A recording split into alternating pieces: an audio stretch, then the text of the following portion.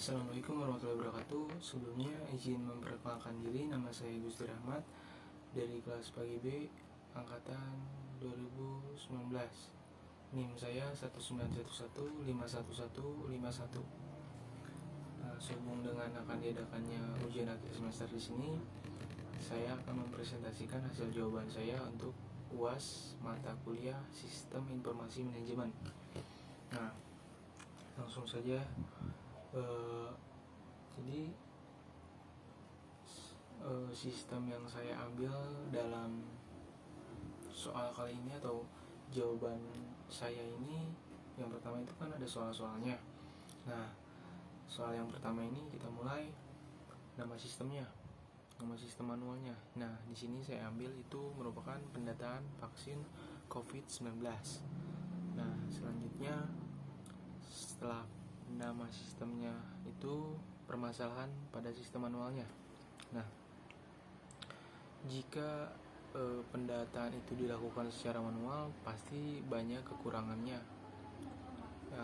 Dilihat dari waktunya, tenaganya, dan biayanya.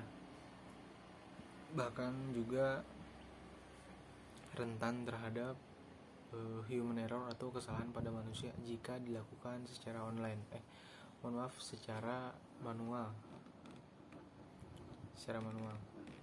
Nah, selanjutnya yang poin ketiga itu sistem informasi terkomputerisasi. Nah, jadi si sistem pendataan ini kita lakukan secara komputerisasi. Nah, kenapa dilakukan seperti ini?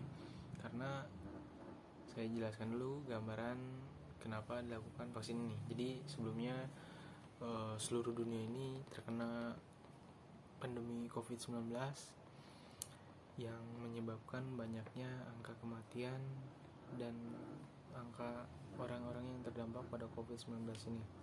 Maka dari itu seluruh negara melakukan terobosan atau penelitian untuk menemukan vaksin pada COVID-19 tersebut. Jadi tujuannya itu meminimalisir angka kematian dan angka yang terdampak. Nah, maka dari itu seluruh pemerintahan di dunia ini atau negara-negara banyak yang melakukan vaksin terhadap warga negaranya. Nah, maka dari itu pemerintah harus mengetahui berapa persen yang sudah divaksin. Jadi kelihatan mana yang sudah dan mana yang belum, berapa persen. Nah, karena ada beberapa peraturan juga yang diharuskan melakukan vaksin. Nah, itulah poin-poin ketiga poin yang saya ambil. Selanjutnya itu diagram aliran informasinya, asinya. Yang pertama itu yang saya ambil ada calon pasien vaksin, ada staf administrasi pendaftaran, ada bagian administrasi pendataan, dan ada bagian seleksi dan vaksin. Saya jelaskan satu persatu sebelumnya. Nah, jadi si calon pasien vaksin ini membawa syarat dan berkas pendaftaran itu diserahkan kepada staf administrasi pendaftaran. Nah, selanjutnya itu diperiksa berkasnya, terus sudah diperiksa, diberikan formulir pendaftaran terhadap si pasien.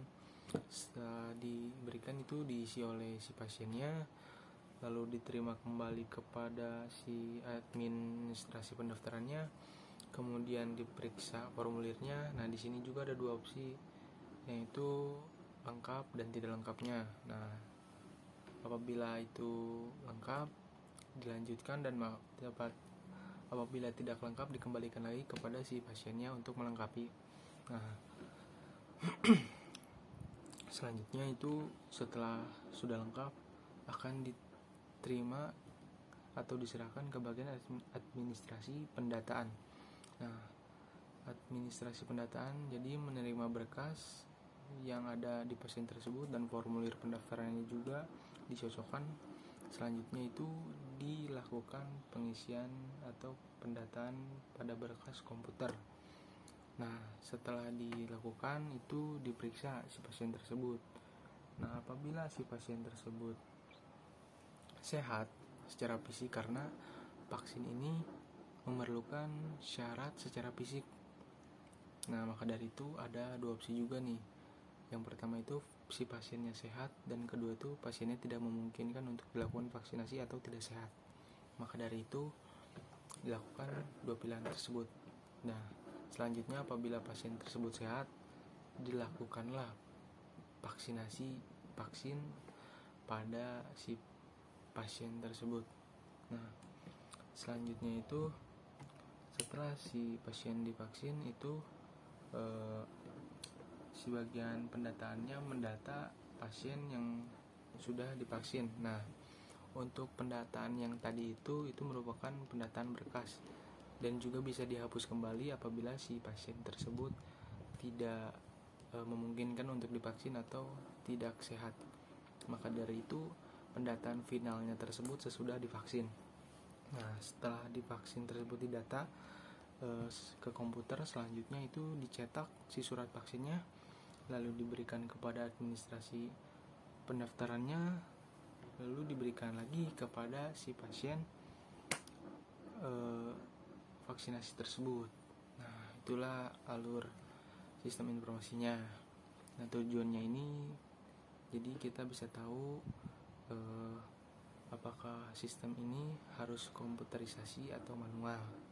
Nah, selanjutnya itu ada DFD level 0. Nah, di sini sama seperti tadi. Jadi kita mengetahui cara atau mengetahui lebih detailnya aliran keluar masuknya, eksternalnya. Nah, jadi kan contohnya saya ambil satu saja ya, karena memiliki keterbatasan waktu juga dalam pembuatannya. Yang pertama ini contohnya calon pasien vaksin. Nah, calon pasien vaksin ini ada namanya keluaran. Nah, keluarannya ini jadi berkas persyaratan pendaftaran, formulir terisi, dan pasien sehat. Ini keluaran dari si calon vaksin. Nah, input atau masukan untuk calon pasien vaksinnya tersebut itu formulir pendaftaran, pasien tidak sehat, dan menerima surat vaksin. Jadi di sini kita mengetahui alur keluar masuknya proses vaksinasi ini di setiap bagian-bagiannya. Nah, selanjutnya di sini ada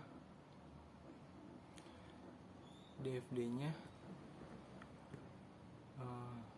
Mohon maaf sebelumnya tadi itu diagram konteks dan ini adalah DFD-nya.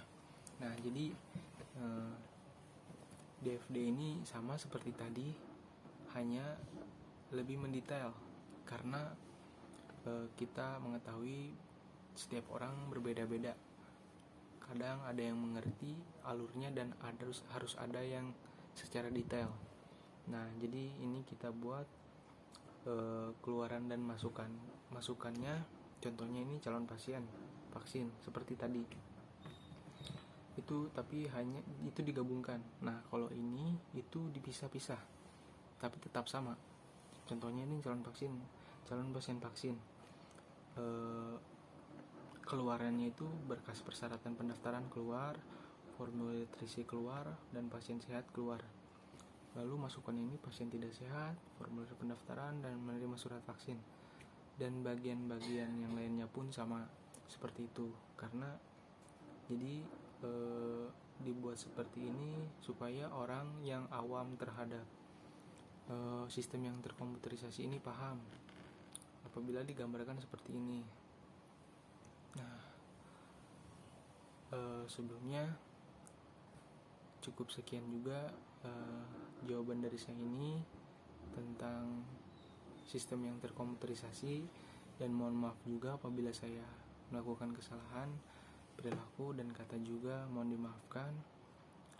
Sebelumnya wabillahi taufiq wal hidayah. Wassalamualaikum warahmatullahi wabarakatuh.